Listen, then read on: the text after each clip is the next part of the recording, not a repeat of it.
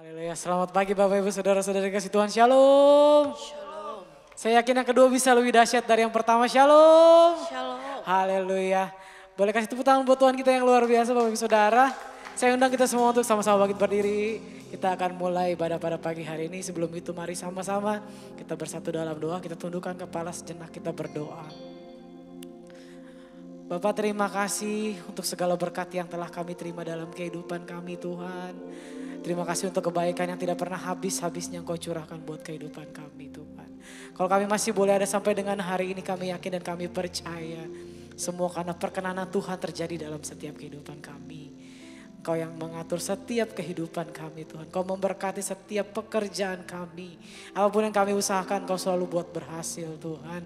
Bahkan Engkau tidak pernah jemu untuk memberkati setiap kami. Memberikan kami kesehatan ketika kami membuka mata Bapa. Terima kasih Tuhan. Kami mau bawa setiap pujian syukur kami di hadirat Tuhan pagi hari ini. Mari kita bersama-sama bacakan doa Bapa kami seperti doa yang Tuhan ajarkan kepada setiap kami. Bapa kami yang di sorga, dikuduskanlah namamu, datanglah kerajaanmu, jadilah kehendakmu di bumi seperti di sorga.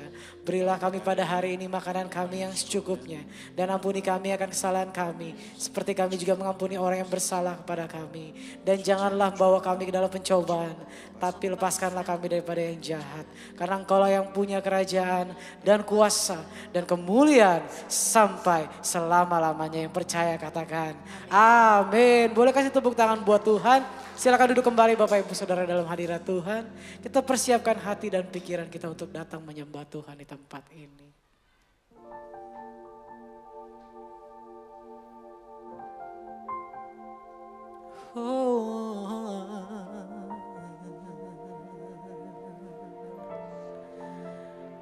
Kau sangat baik buat kehidupan kami Tuhan. Kau yang mengubah setiap hati kami Bapa.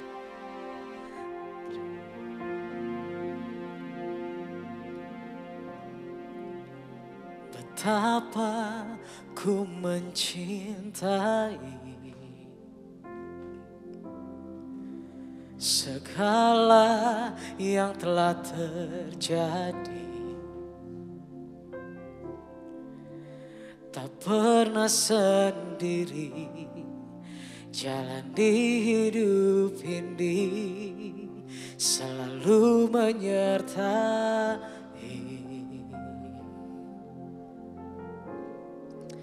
Betapa ku menyadari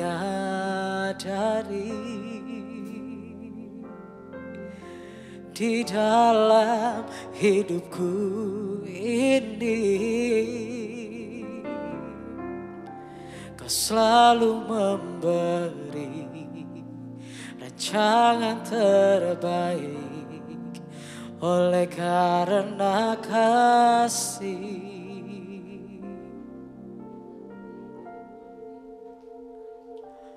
Bapa,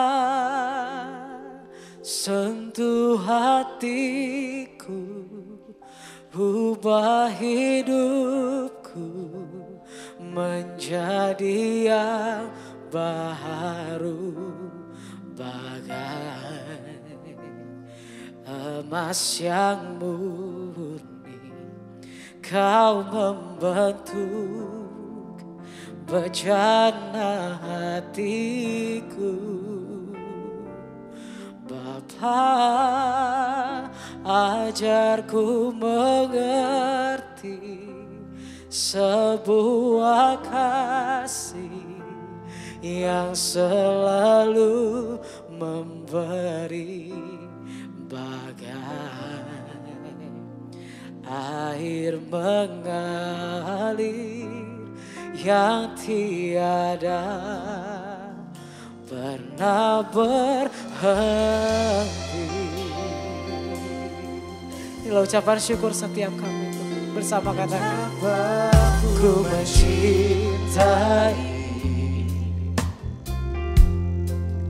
segala yang telah terjadi. Oh, tak pernah sendiri, jalani hidup ini selalu menyertai. Betapa ku menyadari, betapa ku menyadari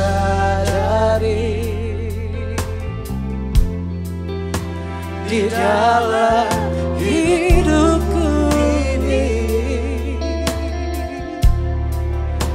Kau selalu memberi rancangan terbaik oleh karena kasih.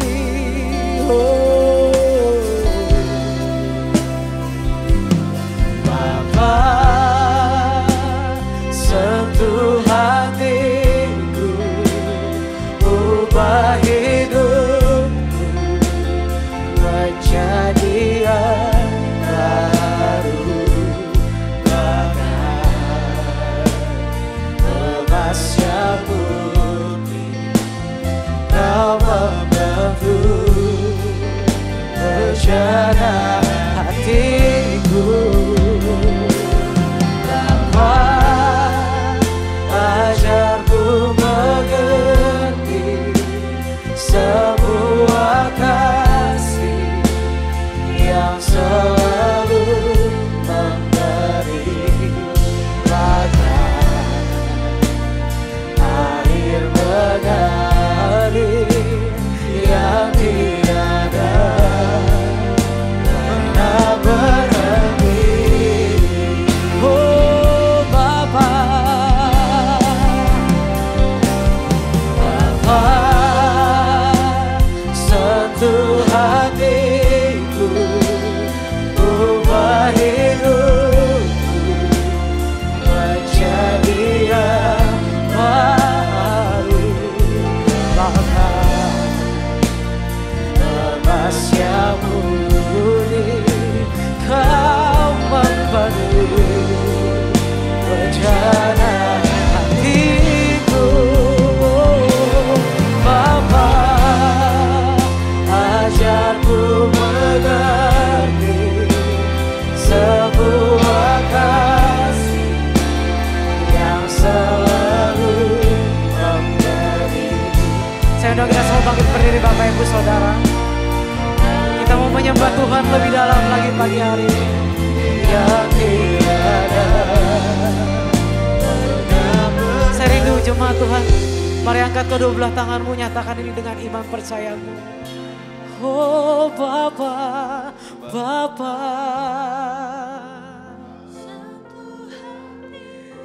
kami siap Kau ubah Tuhan. Ubah setiap hati kami Tuhan. Ajar kami untuk boleh terus setia melayani Tuhan. Memberikan yang terbaik dari hidup kami untuk kemuliaan nama Tuhan. Kami siap untuk Engkau ubahkan Bapa. Terima kasih Tuhan. Rencana hatiku, oh, Bapa, ajarku mengerti sebuah kasih yang selalu memberi bagai air mengalir yang siap diubahkan Tuhan. Boleh kasih tepuk tangan yang meriah buat Tuhan kita yang luar biasa.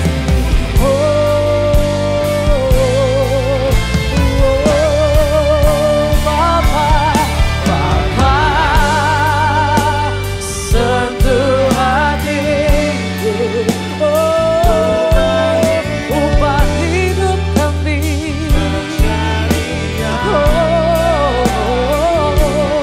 Bagai emas yang murni, Kau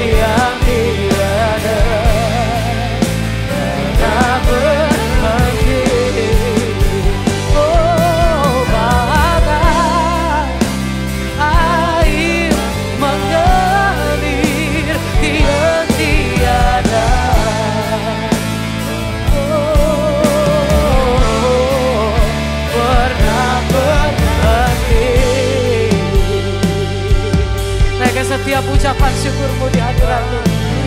Katakan terima kasih. Terima kasih Yesus. Engkau Tuhan yang setia, selalu memberkati kami, selalu pedulikan kami. Mari bebaskan setiap rohmu menyembah Tuhan. Naikkan ucapan syukurmu di hadirat-Mu. Urabaya syakandara labata karalabaya. Oh rarabata karalabaya syakandara. Dia nana mata karalabaya. Dia nana sikira penuhi setiap kami di ruangan. Biar Roh Kudus-Mu ada di tengah-tengah setiap umat-Mu tempatnya. Jamah setiap umat-Mu Roh Kudus tempatnya. Mari buka setiap pintu hatimu untuk Roh Kudus masuk dalam hadirat-Mu. Dia nama takara labaya syakara labaya. Kami menyembah, kami puji nama-Mu, kami menaikkan syukur kami.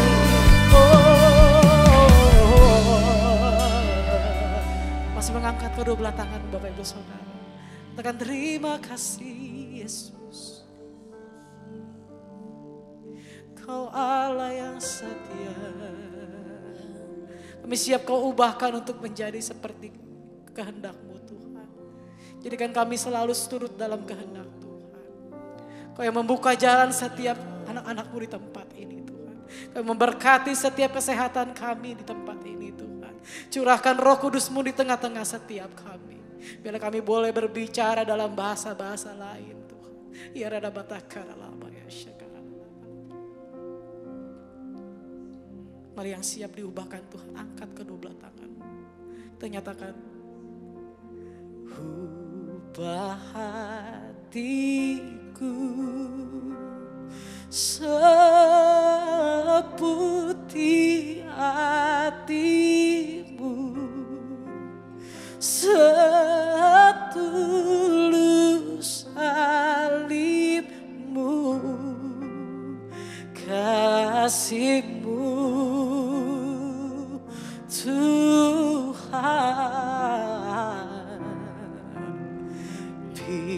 Biar mataku seperti mata-Mu, pancarkan kasih-Mu, ku menjadi seperti-Mu.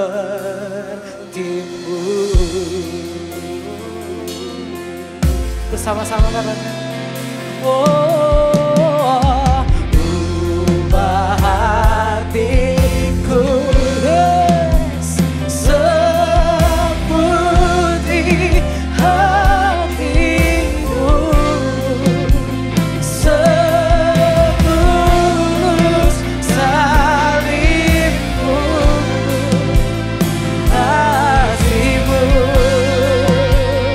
Tuhan.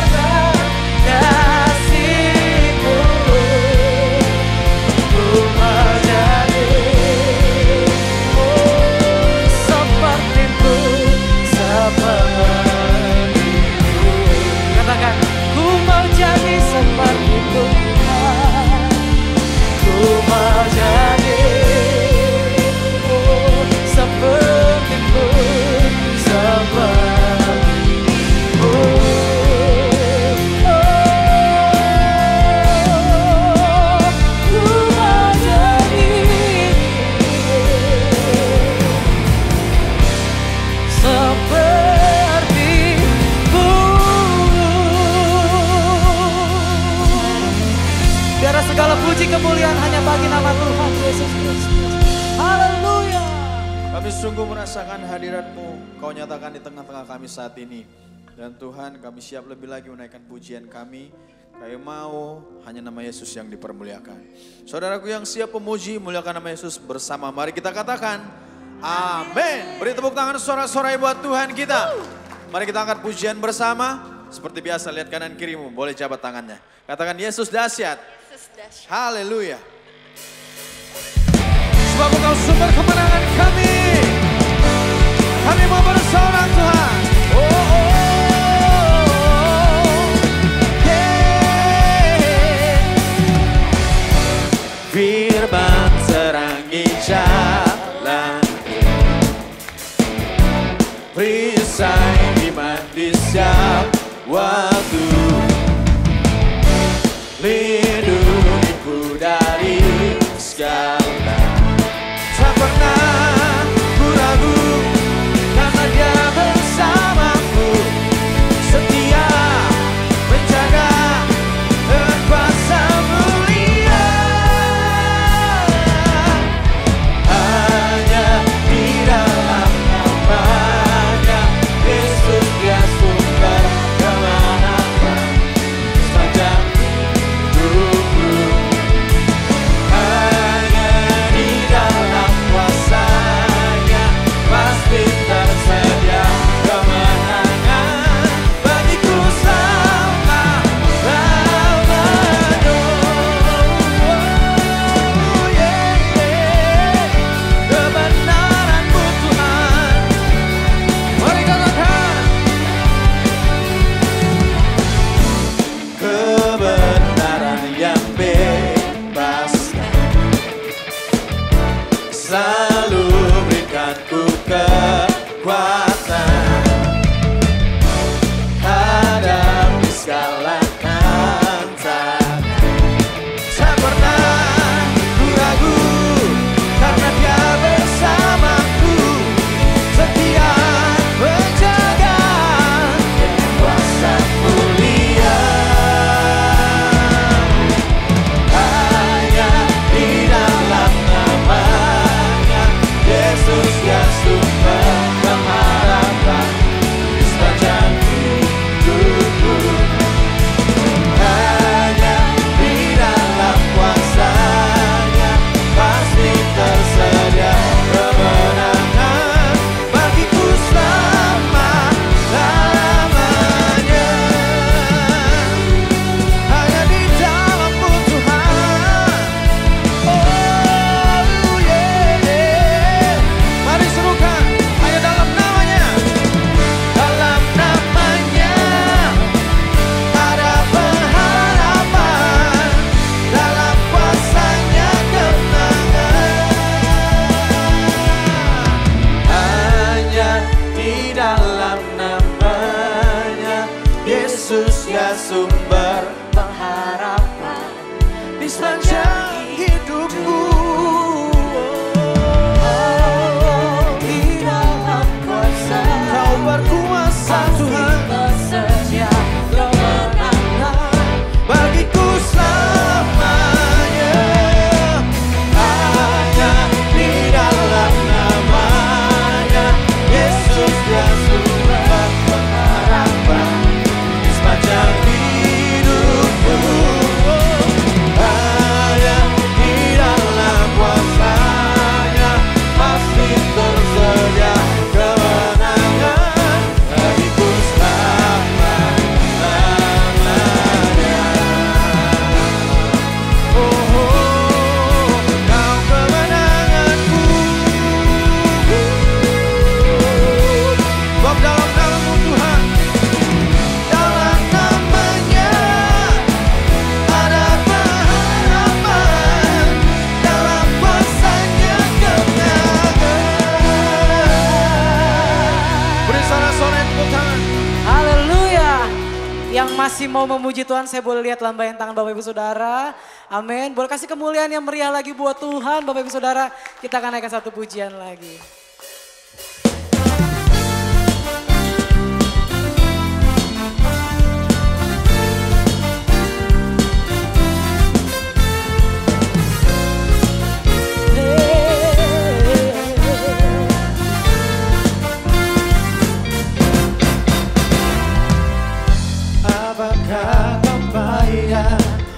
cari-cari. Apakah kau payah berkeliling? Bawalah sekarang segala susahmu pada kaki Yesus, serahkanlah. Serahkanlah, serahkanlah, serahkan pada Yesus segala beban yang menindih hidupku. Serahkanlah, serahkanlah, serahkan pada Yesus. Dia akan ganti segala luka menjadi suka. Mari serahkan setiap pergumulan hidup kita di kakinya Tuhan, Bapak Saudara.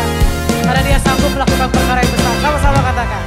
Tak pernah Dia janji selalu kan panas.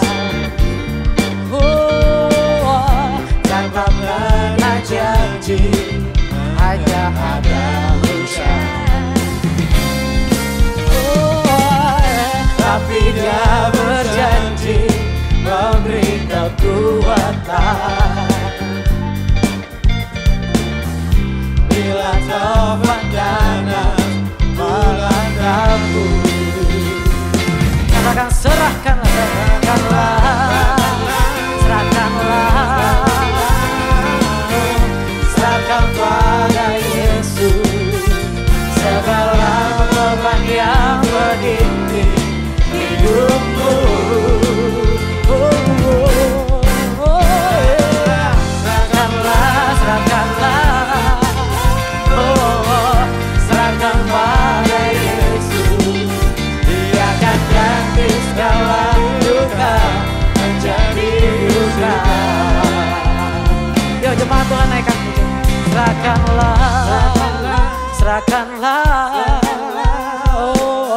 serahkan pada Yesus segala beban yang menindih hidupmu. Serahkanlah, serahkanlah, serahkanlah, serahkan pada Yesus. Dia akan ganti segala luka menjadi duka. Serahkanlah, serahkanlah, serahkan pada Yesus segala beban yang menindih hidupmu. Serahkanlah, serahkanlah, serahkan pada Yesus. Dia akan ganti segala duka menjadi suka. Dia akan menggantikannya. Dia akan ganti segala duka menjadi suka. Dia akan ganti segala duka menjadi suka.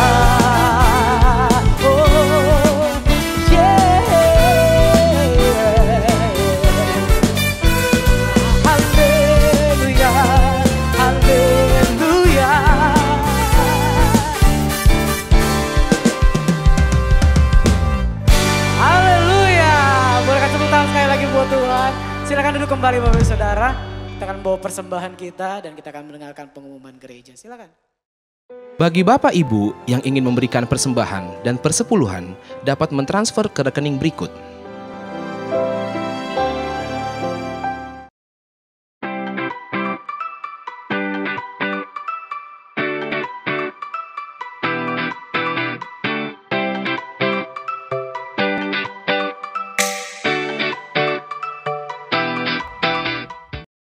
Shalom semuanya, kami mau menginformasikan mengenai KUL. Apa sih KUL itu? KUL merupakan singkatan dari Community of Love, yaitu perkumpulan sekelompok kecil di dalam gereja. di mana di dalam KUL kita bisa saling mendoakan, sharing firman Tuhan, dan menguatkan satu dengan yang lain. Bagi Bapak Ibu yang belum bergabung dalam KUL, dapat menghubungi petugas gereja atau melihat infonya di papan pengumuman. Mari kita bersama-sama bertumbuh dan berbuah di dalam Kristus. Tuhan Yesus memberkati. Rumah Doa diadakan setiap hari Selasa pada pukul 10 pagi dan setiap hari Sabtu minggu kedua pada pukul 10 pagi. Bertempat di GBI Grand Permata Niaga. Ibadah anak GBI Grand Permata Niaga diadakan setiap hari Minggu pada pukul setengah 10 pagi. Dan ibadah anak GBI Mall WTC Matahari Serpong diadakan setiap hari Minggu pada pukul 10 pagi. Tepuk tangan sekali lagi buat Tuhan kita yang dahsyat saudara. Haleluya. Lebih lagi kita siapkan hati kita untuk menerima kebenaran firman Tuhan. Terima kasih Tuhan. Kau Tuhan yang tak terbatas. Kau selalu melakukan mujizat bagi setiap kami. Kau selalu ada menolong kami Tuhan.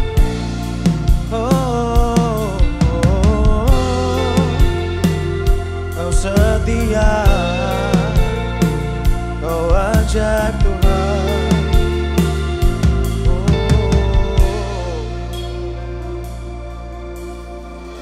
Engkau Tuhan yang setia, takkan pernah meninggalkan. Kau buka jalan bagiku saat ku hilang harapan. Tak sedetik pun terlambat, tanganmu tak pernah gagal. Sempurnalah rencanamu, terbaik bagiku. Kau Tuhan tak terbatas, kuasamu sanggup untuk memulihkan hidupku, hatiku, terangkan jiwaku. Yesus, Engkau kuandalkan, ku pegang semua janjimu, hanya darimu pertolonganku, damai sejahtera, kau selalu beserta. Padamu aku percaya, kau yang berjanji.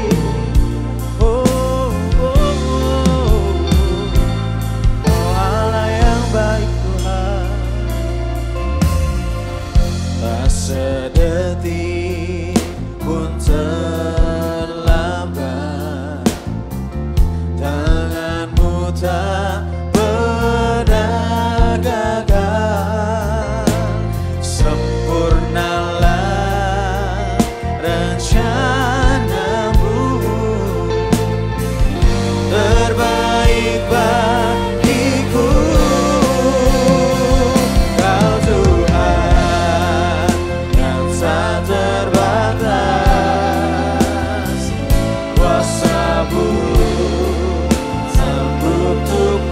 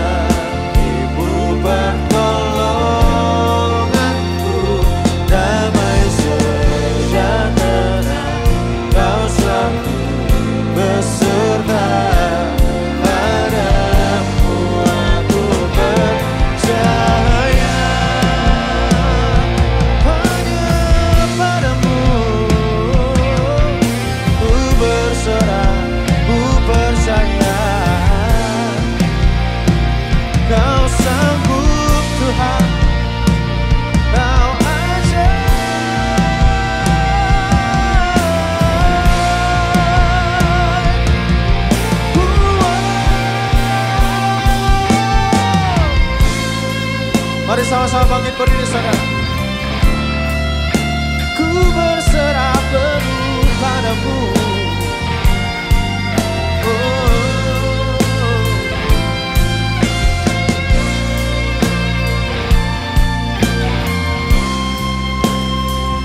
Menyatakan Kau Tuhan yang tak terbatas, kuasa-Mu sanggup untuk memulihkan hidupku, hatiku, tenangkan jiwaku.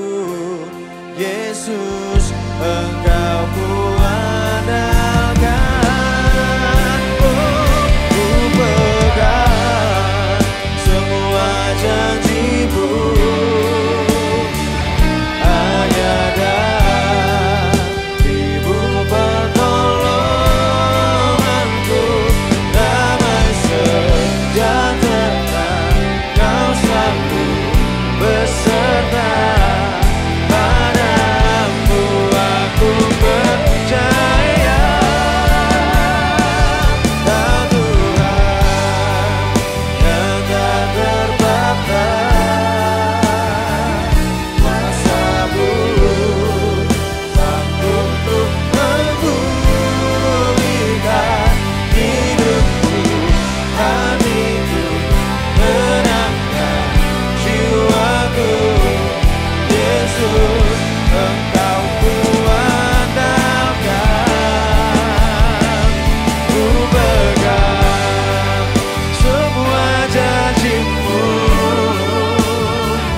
hanya darimu pertolonganku.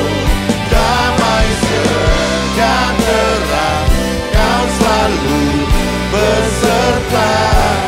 Padamu aku percaya.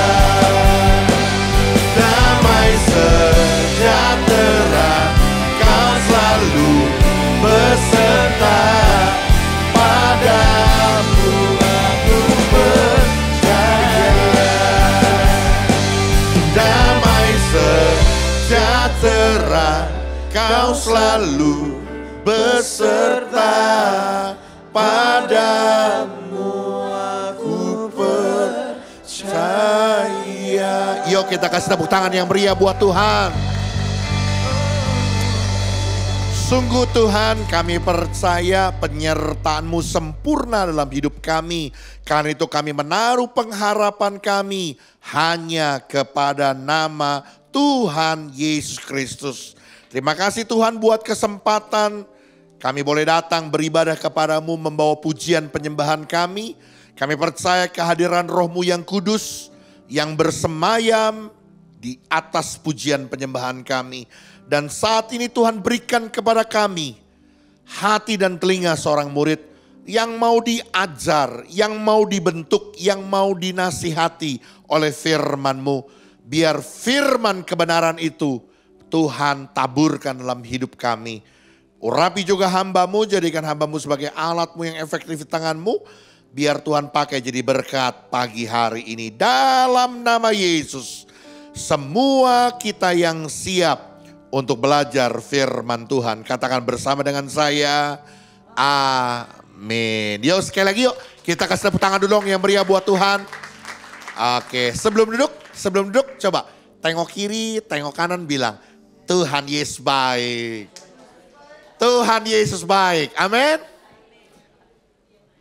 Oke, kalau sudah silakan duduk. Baik, puji Tuhan. Shalom jemaat Tuhan. Wih, lemes sekali.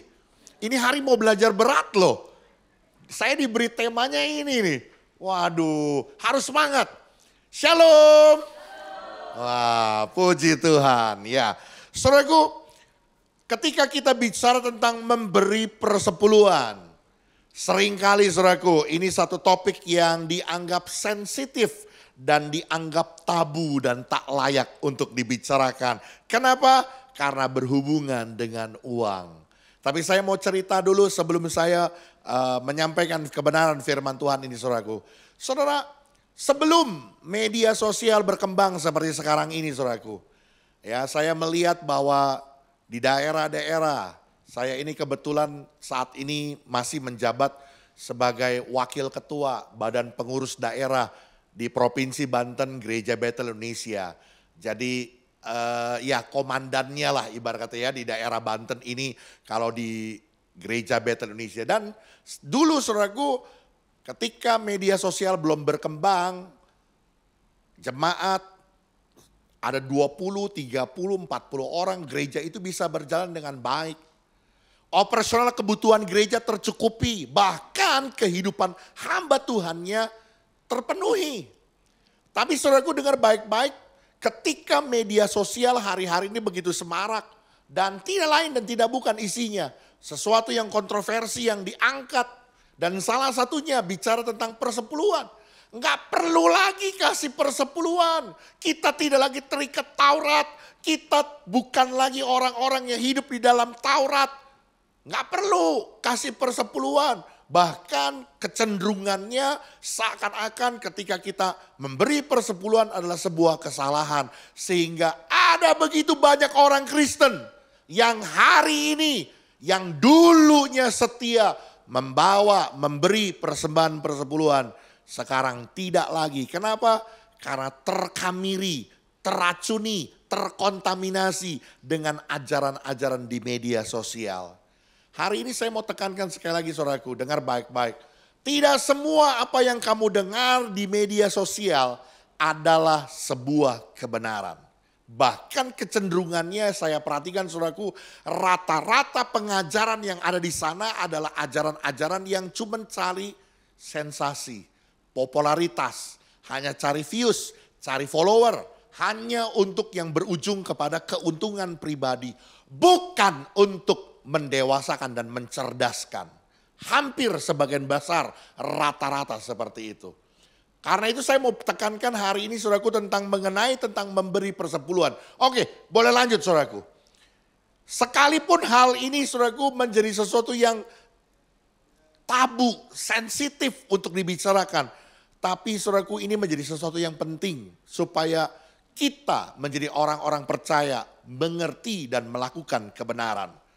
Yang seringkali yang menjadi pertanyaannya adalah apakah di zaman ini persembahan persepuluhan masih relevan? Bukankah ini hanya harus dilakukan pada masa perjanjian lama saja? Ya, kita untuk menjawabnya saudaraku, kita akan memperhatikan 3 prinsip dalam memberi persepuluhan. Oke, yang pertama boleh lanjut. Motivasi dalam memberi persepuluhan. Ada begitu banyak orang yang memberi persepuluhan dengan motivasi yang keliru. Dan ini juga seringkali kesalahannya datangnya justru dari gereja. Kenapa? Dulu orang memberi persepuluhan dibilangnya persembahan. Betul ya? Diganti dengan istilah investasi. Buset, saya ini sarjana ekonomi saudaraku. Lulusan Bina Nusantara. Investasi itu beda saudaraku dengan persembahan. Saya naruh uang 1 juta, bulan depan berubah. Kalau bisa jadi 2 juta, kalau bisa jadi 3 juta. Itu namanya investasi. Kita kepengen harapannya balik kepada kita. Bahkan lebih besar dari apa yang sudah kita taruh. Betul ya? Saya mau bilang persepuluhan bukan investasi saudaraku. Itu persembahan. Amin. Dari kata apa? Sembah. Ini jangan dibalik-balik begitu ya. Karena itu saudaraku ada begitu banyak orang yang keliru dengan motivasinya. Saya naruh persepuluhan ya Tuhan seperti janji firman-Mu 100 kali lipat, paling minimal 60 atau 30 kali lipat. Jadi kalau aku naruh 1 juta, pulangnya minimal 30 juta. Enak bener jadi orang Kristen begitu ya. Jadi ada begitu banyak orang yang keliru tentang motivasinya. Saya mau bilang saudaraku, kita akan lihat dulu latar belakang dari persepuluhan. Kalau ada orang yang berkata bahwa ini adalah Taurat, persepuluhan ini adalah sesuatu yang tidak lagi berlaku karena hukum Taurat, hukum Musa sudah tidak berlaku lagi dalam penebusan Yesus Kristus. Yes, saya mau bilang saudaraku dengar baik-baik. Persepuluhan itu ada pertama kali sebelum Taurat ada. Garis bawah ini saudara ya. Jadi ini cerita asal muasalnya persepuluhan itu ada. Ya karena waktu saudaraku ya. Tadi saya sudah belajar dari ibadah yang pertama, waktunya gak cukup. Jadi saya mau ngebut aja gitu ya. Mudah-mudahan sekolah minggunya saudara lulus semuanya begitu ya. Di dalam Kejadian pasal 14 menceritakan saudaraku ketika Sodom dan raja-raja Sodom ditangkap, dijarah hartanya oleh raja-raja Kedorlaomer dan harta mereka dibawa, dijarah dan orang-orangnya dibawa oleh raja-raja Kedorlaomer untuk menjadi budak. Abram mendengar, waktu itu belum namanya Abraham, masih Abram. Abram mendengar keponakannya, siapa? Keponakannya Abram. Sekolah minggunya benar-benar gak lulus nih. Lot.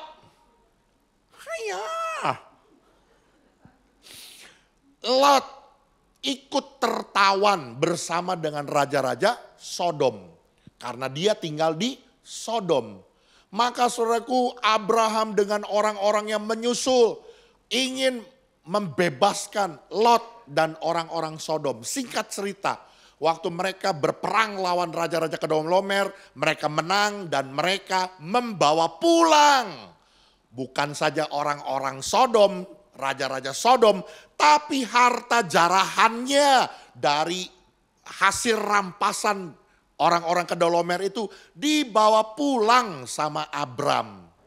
Ketika dia sampai, disambutlah oleh seorang raja yang bernama Melkisedek. Dia bukan hanya Raja Salem, tapi dia juga imam Allah yang maha tinggi. Tidak berbapa, tidak beribu. Kitab Ibrani mengatakan demikian ya.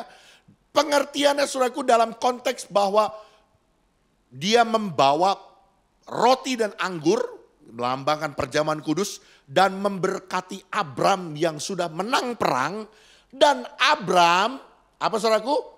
Mempersembahkan 1/10 dari harta rampasan itu kepada Imam Melkisedek. Ini cerita pertamanya saudaraku.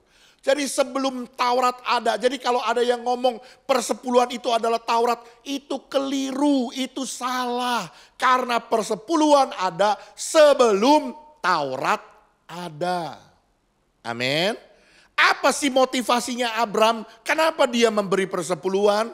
Karena dia mengasihi Tuhan.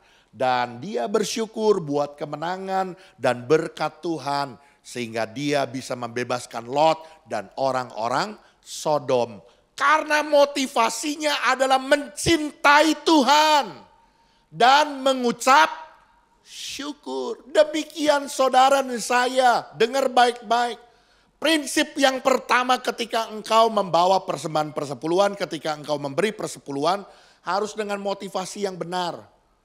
Bukannya investasi ya, aku beri tambah kaya ya, nanti tingkap-tingkap langit dibukakan. Yes, betul. Itu kuncinya, berkat Tuhan dicurahkan lewat persepuluhan. Saya percaya, tapi jangan jadi motivasi utama. Motivasimu memberi persepuluhan karena engkau mencintai Tuhan dan mengucap syukur. Selanjutnya saudaraku di dalam kitab Kejadian pasal 28 ayat 20. Ini anaknya nih, cucunya. Kan Abraham, Ishak punya anak lagi namanya Esau dan Yakub. Yakub nipu Esau, nipu Ishak bapaknya, kabur. Ya kan? Lalu jadi buron. Dikejar-kejar sama si Esau mau dibunuh. Lalu ketika Yakub ada di battle, bukan gereja battle ya, di battle benar-benar battle gitu ya di Timur Tengah, dia bergumul dengan Allah. Hebat dia ya, dia bertarung dengan Allah sampai kakinya terpelecok, kakinya dipatahin tulang pahanya sampai jadi pincang dia. Lalu saudaraku ketika dia pagi, dia bangun, lalu dia berdoa. Atau mau dibaca aja ayatnya? Nggak usah lah ya, saya ceritain aja biar cepat.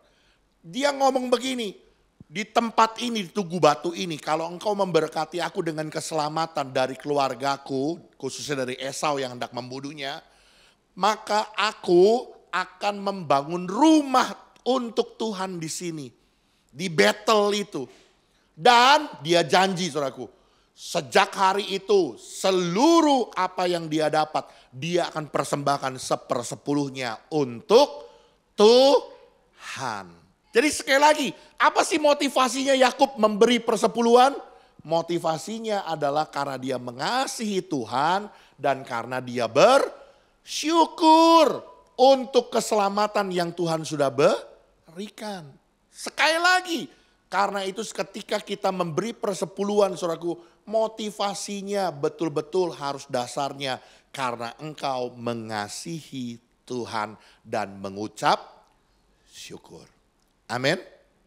Saya berulang kali menekankan, kalau ada orang bilang, oh saya cinta Tuhan kok. Apalagi kalau lagi nyembah Tuhan gitu ya. Aku mengasihi. Suara vibranya, kenceng gitu.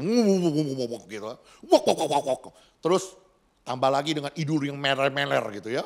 Dengan ingusnya gitu ya. Bilangnya mencintai Tuhan. Tapi pelitnya minta ampun buat dukung pekerjaan Tuhan. Kalau udah urusan ngomong persembahan, urusan duit, dia langsung ngambil 3 langkah ke belakang. Ya, yang ini satu-satunya kelemahan saya. Saya mundur dulu ya. Itu orang kayak begitu saudaraku, biar mulutnya ngomong dia cinta Tuhan. Saya mau tekankan saudaraku, artinya dia belum sungguh-sungguh mengasihi Tuhan. Orang kalau cinta Tuhan, dia pasti bisa memberi untuk Tuhan. Bahkan dia beri yang terbaik untuk Tuhan. Kalau orang masih pelit sama Tuhan, artinya hatinya masih lebih cinta duitnya, masih lebih cinta hartanya daripada Tuhan. Sekali lagi, saya mau kesaksian saudaraku sekali lagi, tapi ini bukan menjadi sebuah kesombongan buat saya. Saya dipanggil Tuhan saudaraku bukan dalam keadaan lagi kosong. Saya dipanggil Tuhan lagi megang perusahaan, lagi mimpin perusahaan saudaraku. Walaupun itu anak perusahaan. Tapi saya direkturnya. Saya disuruh Tuhan tinggalkan semuanya. Dan saya lakukan itu. Saya jadi hamba Tuhan sepenuh waktu, sepenuh hati. Melayani hanya pekerjaan Tuhan. Tidak lagi berbisnis. Padahal dari saya kecil, karena saya hidup miskin banget. Nah, ini Ibu Eva ini teman SMP saya, dia tahu lah saya miskinnya kayak apa gitu ya. Lagi kere-kerenya saya dia tahu, lagi culun-culunnya saya dia tahu gitu ya.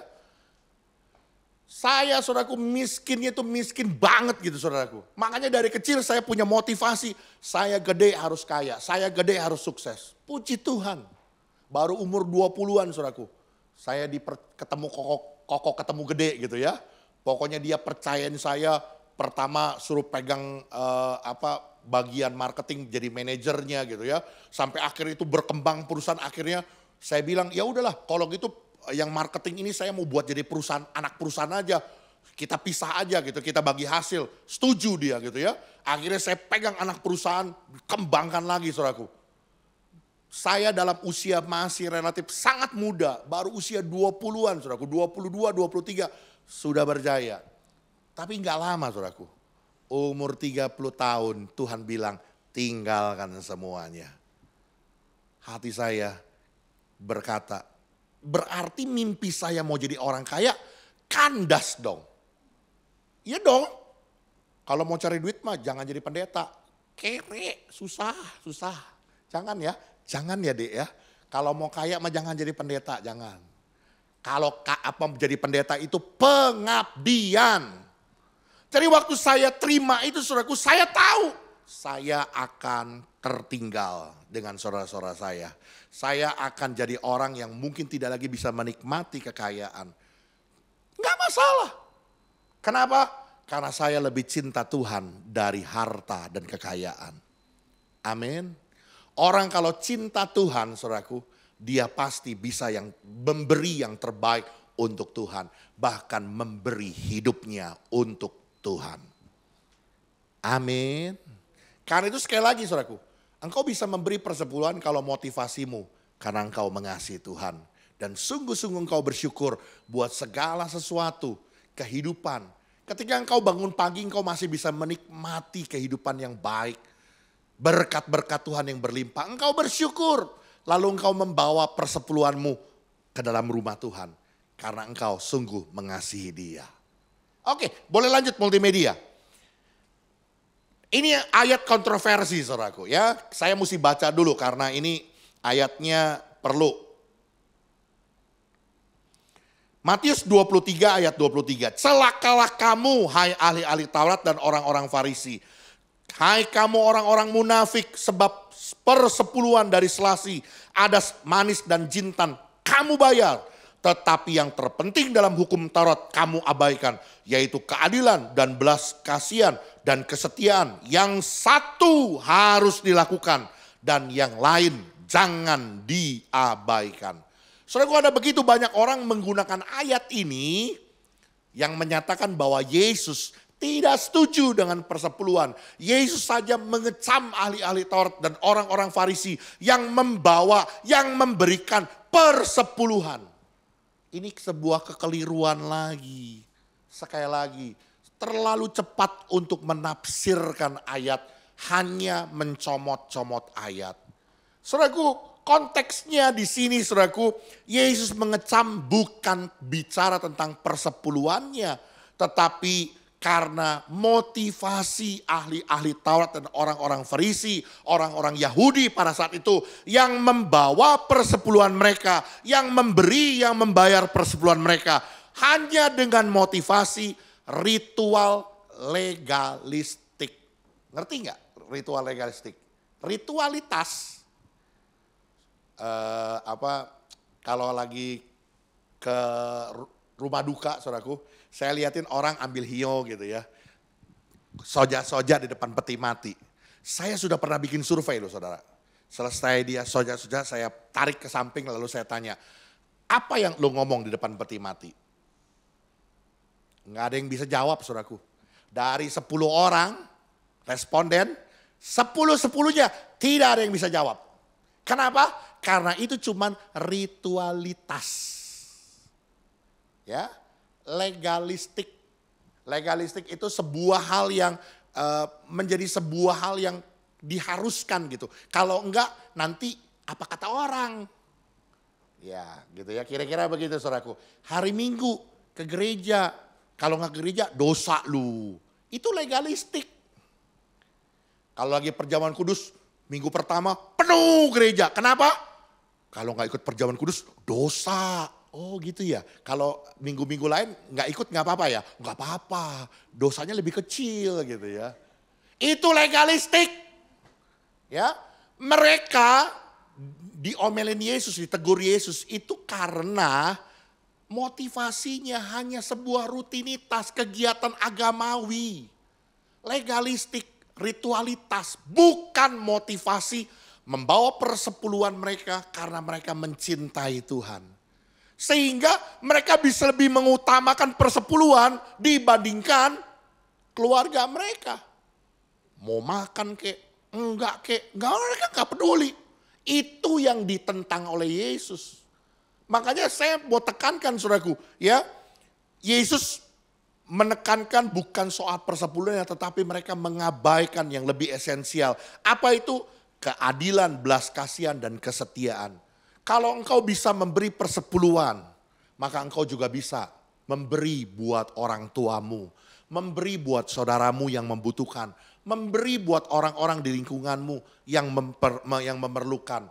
Itu baru karena motivasinya adalah murni karena engkau mencintai Tuhan, bukan sekedar rutin, ritualitas atau legalistik. Bisa dipahami saudaraku? Jadi saudaraku, tentang hal ini jelas, ini sebuah kekeliruan ya. Bukan Tuhan Yesus melarang persepuluhan ya. Apakah Tuhan Yesus dalam perjanjian baru menghapuskan persembahan persepuluhan? Jawabannya tidak. Sama sekali tidak. Kenapa? Tuhan Yesus bilang apa di bagian terakhir? Yang satu harus dilakukan, yang lain jangan diabaikan. Apa yang satu harus dilakukan? Yang satu harus dilakukan yaitu mengenai tentang persepuluhan. Tetapi kalau engkau memberi persepuluhan, yang lain juga jangan diabaikan. Pemeliharaan terhadap orang tua, pemeliharaan terhadap keluarga, tanggung jawabmu terhadap lingkungan harus juga dikerjakan. Kenapa? Karena esensinya dalam persepuluhan itu bicara tentang keadilan, belas kasihan, dan kesetiaan. Sebab itu motivasinya sekali lagi harus kasih kepada Tuhan dan mengucap syukur kepada Tuhan. Yang mengerti boleh bilang amin. Oke, boleh lanjut. Yang kedua, ketika kita mau memberi persepuluhan saudaraku, prinsip yang kedua yang harus kita mengerti adalah bukan hanya tentang motivasi yang benar, yaitu mengasihi Tuhan dan ucapan syukur. Tetapi juga harus mengerti bahwa Tuhanlah pemilik segala sesuatu. Langit dan bumi adalah empunya Tuhan. Betul? Setuju? Segala sesuatu, bahkan termasuk diri kita, hidup kita, itu punya siapa? Punya Tuhan. Apa buktinya? Teman saya sehat-sehat saudaraku, baik-baik. Dia main bulu tangkis sebentar saudaraku, kelelahan, KO saudaraku, langsung lewat saudaraku. Sampai kita semua kaget-kaget gitu ya. Tadi barusan masih oke. Kenapa langsung KO, langsung lewat? Itu membuktikan bahwa hidup kita bukan punya kita, tapi punya Tuhan. Bahkan seluruh apa yang kita punya, apa yang kita dapat, apa yang kita miliki, itu semuanya punya Tuhan. Duit kita, gaji kita, harta kita, kekayaan kita, semua investasi kita, apa yang kita punya, itu semua punyanya Tuhan. Lalu kita ini siapa? Kita ini adalah orang-orang yang dipercaya oleh Tuhan untuk mengelola. Ingat, hal kerajaan sorga seumpama Tuhan yang hendak berpergian dan mempercayakan talenta-talentanya kepada hamba-hambanya. Masing-masing menurut kesanggupannya. Ada yang 5 talenta, ada yang 2 talenta, ada yang 1 talenta. Kita ini hanya hamba pengelola yang dipercaya untuk mengelola talenta, uang, kekayaan, harta dari Tuhan. Dan persepuluhan, waktu kita mau memberi persepuluhan saudaraku, itu adalah pengakuan bahwa Tuhan adalah pemilik hidup kita. Dan kita percaya untuk mengelola sesuai, kita dipercaya untuk mengelola sesuai petunjuknya Tuhan. Kenapa? Karena persepuluhan itu diciptakan saudaraku untuk mendukung pekerjaan Tuhan di muka bumi ini. Ya, nanti saudara baca sendiri di dalam kitab Bilangan 18 gitu ya. Ini dibakukan di dalam hukum Taurat. Kenapa? Karena orang-orang Lewi akhirnya pada lari, bukan melayani di bait suci, malah dia kerja ngurusin tanah, ngurusin lembu sapi. Kenapa? Karena mereka nggak punya penghidupan. Sehingga Tuhan mengharuskan semua orang Israel membawa persembahan persepuluhan supaya orang-orang Lewi dapat melayani Tuhan sepenuh hati, sepenuh waktu. Kembali lagi saudaraku, persepuluhan ini diciptakan Tuhan untuk mendukung pekerjaan Tuhan. Hello, saya mau bilang, Tuhan betul nggak butuh duit. Betul nggak? Tuhan nggak butuh duit. Orang dia yang empunya segala sesuatu. Tapi dengar baik-baik, pekerjaan Tuhan itu butuh duit. Semua diam. Pekerjaan Tuhan itu butuh uang, saudaraku. Ya, jangan saudara berpikir bahwa seperti apa pandangan para gereja-gereja yang wah itu ngomongnya seolah gampang gitu ya. Nggak ada persepuluhan di gereja kami. Iya, nggak ada persepuluhan di gereja kamu. Tapi kamu kan dapat sponsor, kamu kan ada sponsornya. Kalau kayak kita gereja Betel Indonesia, gereja ini, gereja saya, ya kita lah gereja Betel Indonesia. Kita ini hamba-hamba Tuhannya nggak ada yang gaji. Gaji kita 7 hari seminggu, 1 hari 24 jam. Maksudnya ngerti? Nggak ada yang gaji. Jadi pekerjaan Tuhan bayar listrik, ya Tuh ada aqua tuh, mau minum tuh ambil. Emang tuh gujruk datang dari pabriknya langsung nyampe di sini? Kan enggak kan? Kudu dibeli. Dibelinya bukan pakai daun, pakai duit. Duitnya dari siapa? Ya dari kita, dari jemaat itu.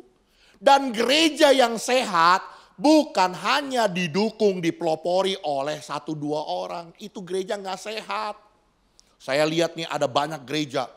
Pokoknya tuh gereja jemaatnya gak usah kasih persembahan, gak usah kasih persepuluhan. Semua disokong sama satu perusahaan, satu bos besar.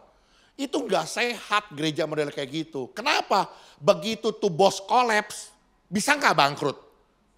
Bisa. Tutup tuh gereja langsung. Gereja yang sehat, gereja yang baik, semua jemaat mendukung pekerjaan Tuhan. Dan kalau engkau menyadari bahwa engkau adalah pengelola yang baik, saudaraku.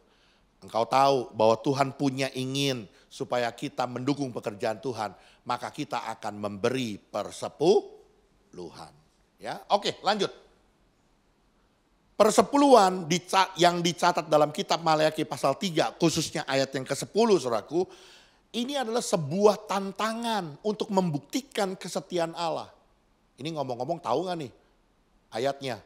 Bawalah persembahan persepuluhan itu ke dalam rumah pembenaran Tuhan supaya tersedia makanan dalam rumah Tuhan. Bukankah aku Allah yang membuka tingkap-tingkap langit dan mencurahkan berkat-berkatmu sampai berkelimpahan. Ada pagar perlindungan atas hidupmu. Itu ayatnya kira-kira bunyinya kayak begitu kira-kira ya. Supaya ngudeng kalian gitu. Habis pada sekolah minggunya gak lulus nih soalnya gitu ya. Ini bicara tentang kesetiaan Allah, saudaraku.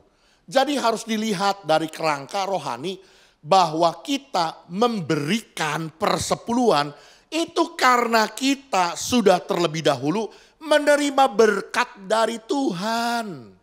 Ini bicara konteks Maleakhi pasal 3. Rumahnya gedong-gedong, rumahnya bagus-bagus, tapi mereka mengabaikan rumah Tuhan sampai hancur, sampai jadi keadaannya tidak layak gitu. Sedangkan rumah sendiri, wah megah-megah. Mereka diberkati dengan kekayaan. Makanya Nabi Maleakhi sindir, sarkasme dengan pernyataan ini. Dan memberikan sebuah tantangan bahwa Allah itu setia. Allah akan memberkati engkau lebih lagi kalau engkau mendukung pekerjaan Tuhan. Ini harus dilihat dalam kerangka bahwa kita sudah lebih dahulu menerima berkat. Makanya pada ayat yang ke-8 saudaraku, dengan cara apa aku menyebut engkau penipu, lalu engkau berkata dengan cara apa kami menipu, ketika engkau tidak memberi persepuluhan. Makanya Maleakhi menekankan waktu kita tidak memberikan persembahan persepuluhan, padahal kita sudah diberkati, padahal kita sudah dilimpahkan anugerah, semua kekayaan dilimpahkan, berkat dilimpahkan, makanya kita akan disebut sedang menipu Tuhan. Ini hal prinsip yang kedua yang saudara harus pahami. Semuanya punya Tuhan, kita cuman pengelola. Biar kita jadi pengelola yang baik sesuai petunjuk Tuhan. Apa itu? Mendukung pekerjaan Tuhan melalui persembahan persepuluhan. Dan yang terakhir. Oke, next. Oh, masih ada satu lagi nih. Belum yang ketiga ya. Saudaraku, ini ceritanya Matius pasal 22 ayat, secara Matius 22 ya. Yesus dicobai oleh ahli-ahli Taurat dan orang-orang Farisi. Yesus, perlu gak kami bayar pajak? Ini orang-orang Yahudi tanya. Kalau Yesus jawab, harus bayar pajak. Maka orang-orang Yahudi akan berkata, oh ini antek company nih. Antek penjajah nih. Mereka kan lagi dijajah sama Romawi kan. Wah, orang-orang akan memusuhi Yesus karena Yesus mendukung Romawi gitu ya. Tapi kalau dia bilang nggak boleh, maka dia akan dilaporkan ke orang Romawi untuk ditangkap karena tidak menyuruh rakyat untuk tidak membayar pajak. Ini jebakan saudaraku. Dan Yesus simple dia jawabnya. Mana koin, mata uang? Dikasih saudaraku, satu mata uang, satu duit, logam. Dikasih unjuk sama dia. Lihat di dalam uang ini. Muka siapa nih, gambar siapa di duit ini.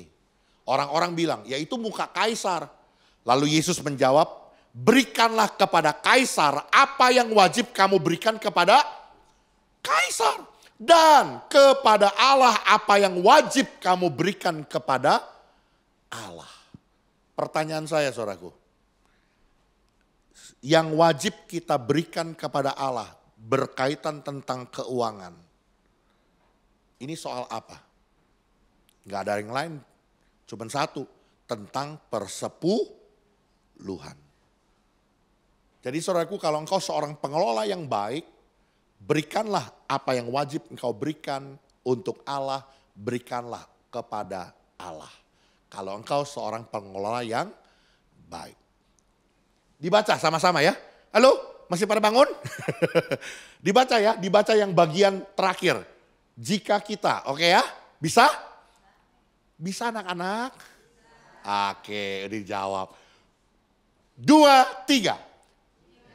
Sungguh mengerti semua harta yang kita miliki datangnya dari Tuhan yang mempercayakan kepada kita, maka kita akan setia memberikan apa yang wajib kita berikan kepada Tuhan. Dan apa yang wajib kita berikan kepada Tuhan berkaitan soal keuangan, apalagi selain dari persembahan persepuluhan. Jadilah pengelola yang baik karena Tuhan yang empunya segala sesuatu. Dan yang terakhir, wah benar-benar terakhir nih ya. Udah waktunya habis sebenarnya. Oke, next. Persepuluhan itu harus dibawa ke rumah Tuhan, ke gereja.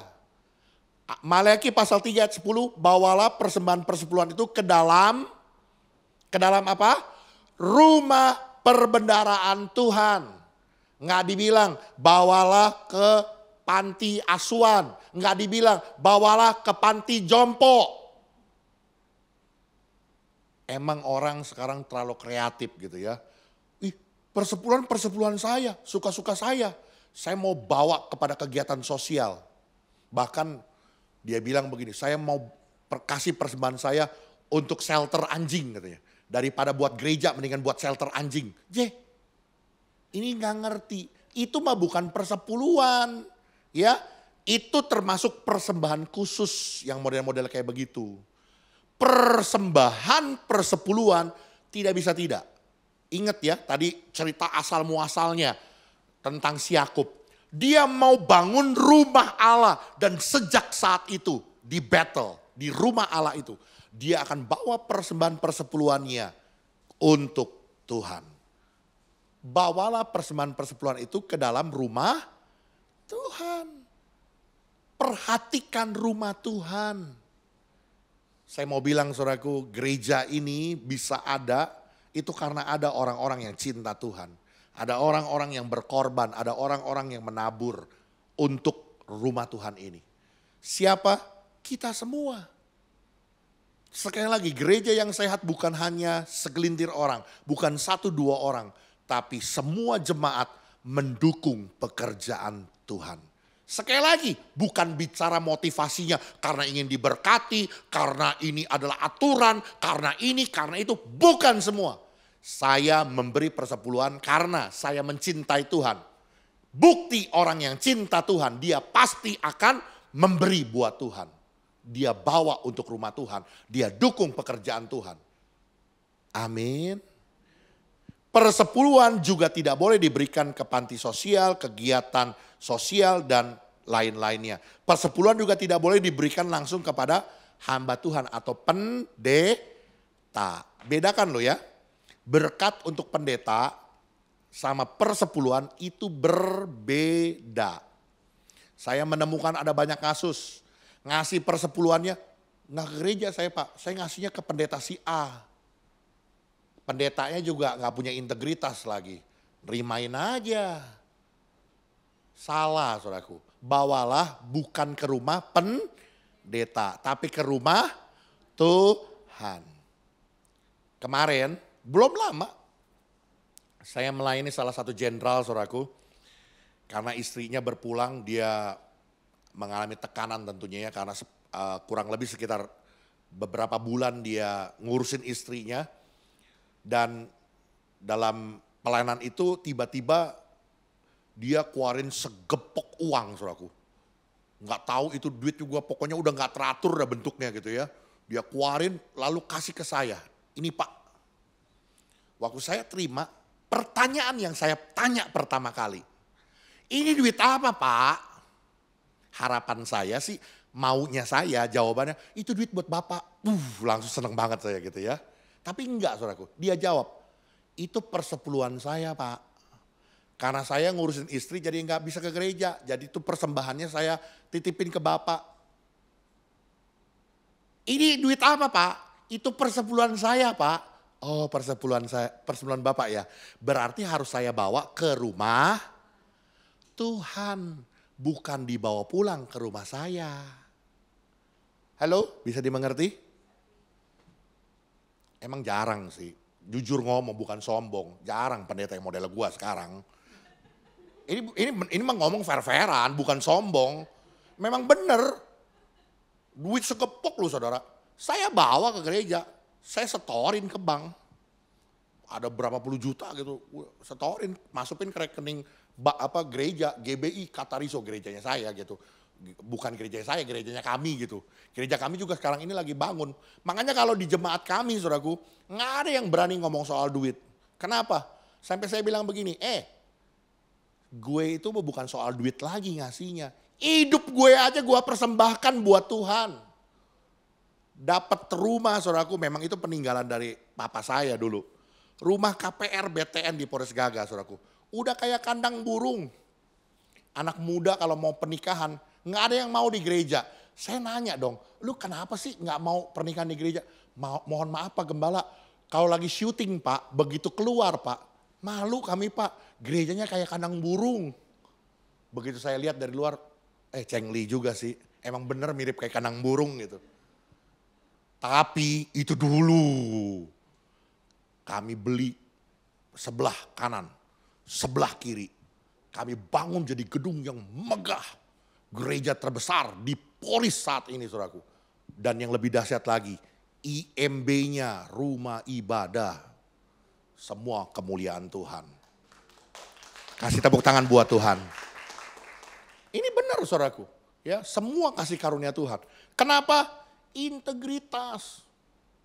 Ya, ketika dibawa ke dalam rumah Tuhan, dikelola dengan benar, jemaat pun dengan berani untuk memberikannya. Karena percaya bahwa duit gua benar dikelola di gereja dengan baik dan benar.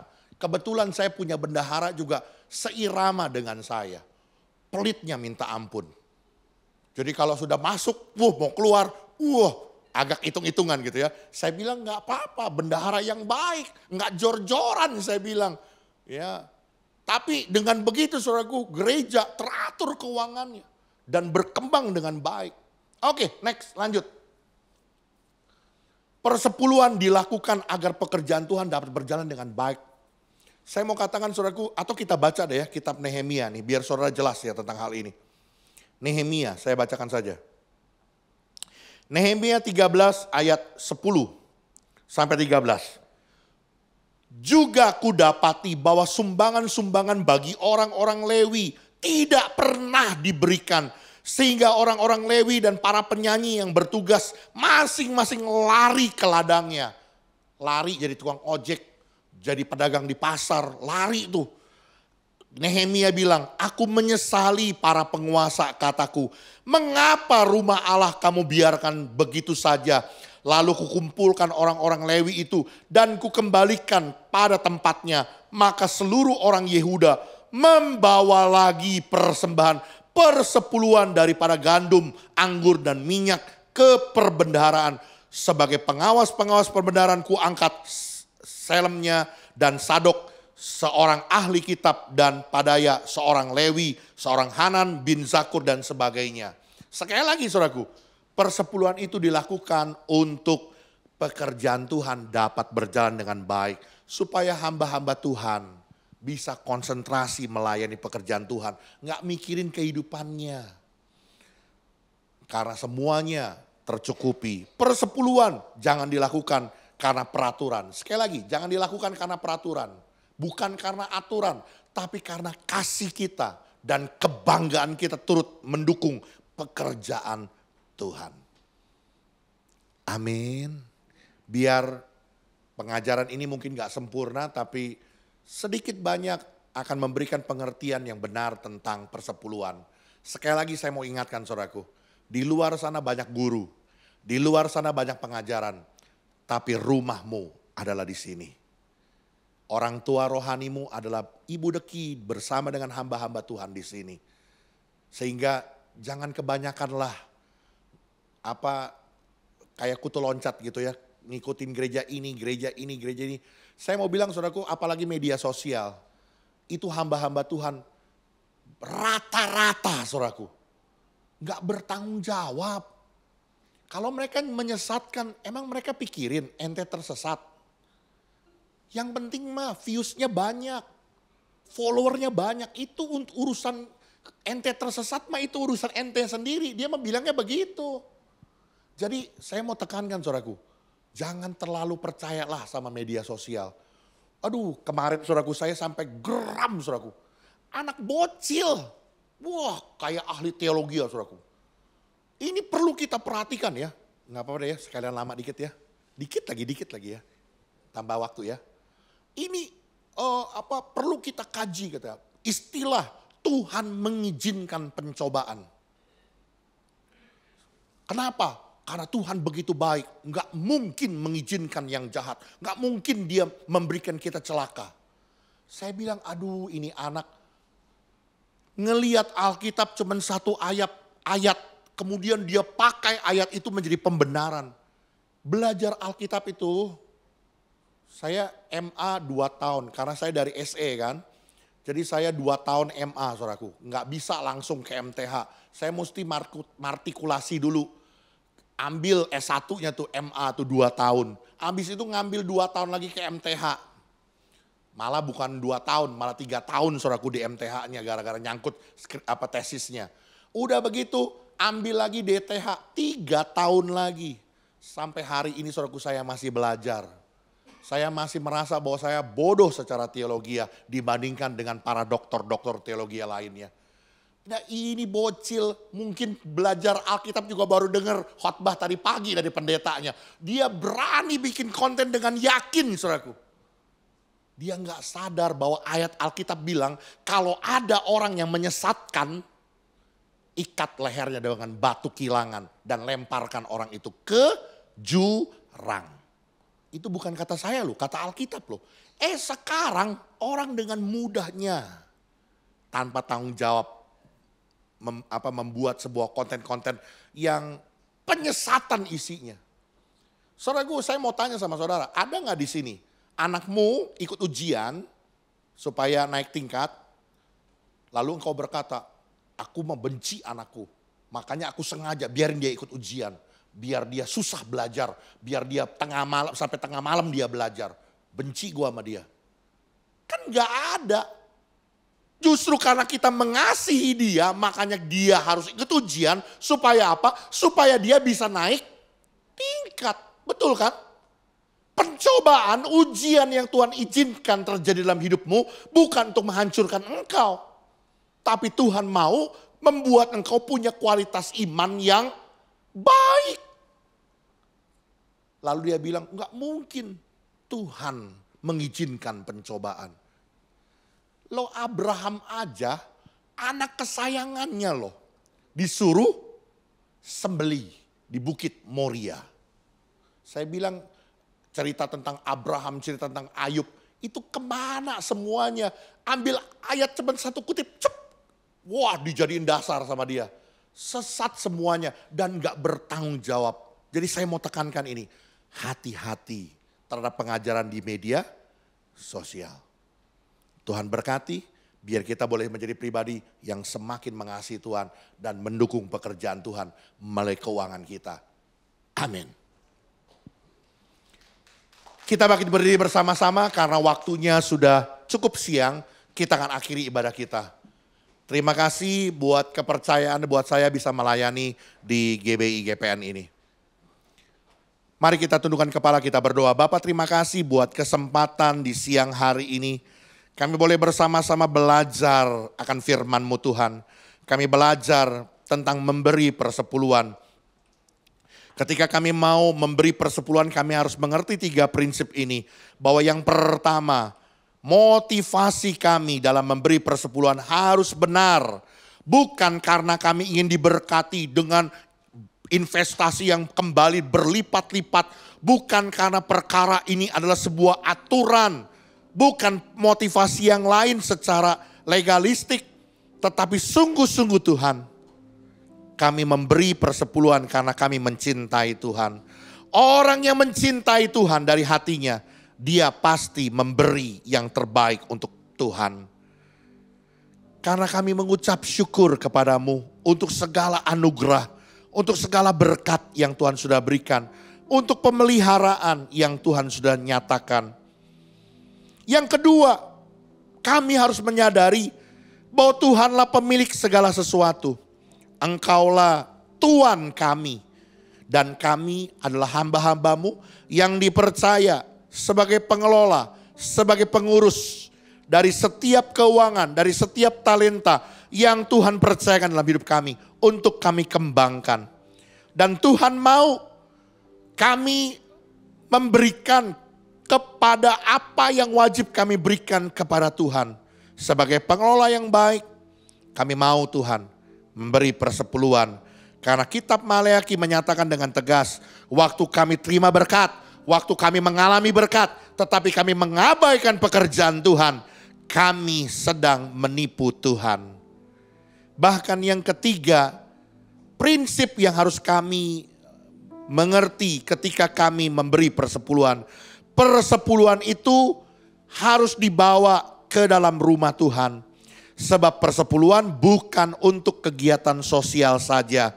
Persepuluhan adalah untuk mendukung pekerjaan Tuhan dapat berjalan dengan baik. Supaya hamba-hamba Tuhan, supaya orang-orang yang hidup di dalam rumah Tuhan bisa berkonsentrasi melayani dengan baik.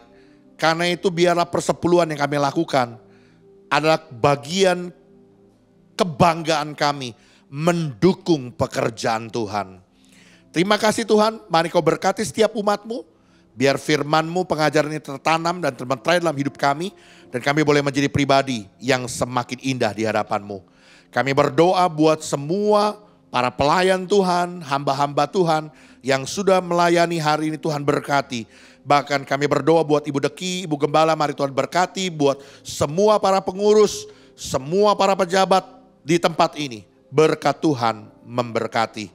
Biar Tuhan tolong pimpin, berkati pekerjaan-Mu di GBI GPN berserta dengan cabang-cabangnya di Cipondo Narita maupun juga di WTC Serpong. Tuhan tolong biarlah semuanya berjalan dengan baik di dalam berkat Tuhan.